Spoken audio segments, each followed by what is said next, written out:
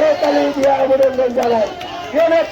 আমরা কাঁধে কাঁধ মিলিয়ে বিভিন্ন পদক্ষেপে আমাদের বাগানে আমরা তাদেরকে অভিনন্দন জানাই। আজকে আমরা বাংলাদেশে আমাদের মাঝে আমার চরিয়ানের মুক্তার গাজী নেতৃত্ব এবং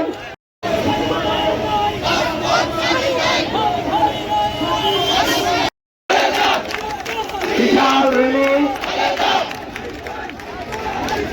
আপনাদের সহযোগিতায় চাঁদপুরে উৎসাহ রয়েছে। আপনারা চেষ্টা করবেন।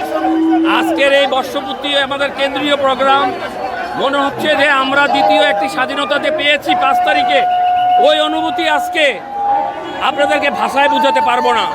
তবে আজকে এই অনুভূতির মাধ্যমে চাঁদপুরের সকল আবাল বৃদ্ধ বনিতা দেখিয়ে দিয়েছে যে চাঁদপুরে বাংলাদেশ জাতীয়তাবাদী দল জেলা শাখার অবস্থান। এতেই আপনারা বুঝতে পারবেন আগামী ইলেকশনে কারা জয়ী হবে। এবং আমরা আশা করব আমাদের নেতা তারেক রহমান আগামী দিন ভবিষ্যতে প্রধানমন্ত্রী হবে।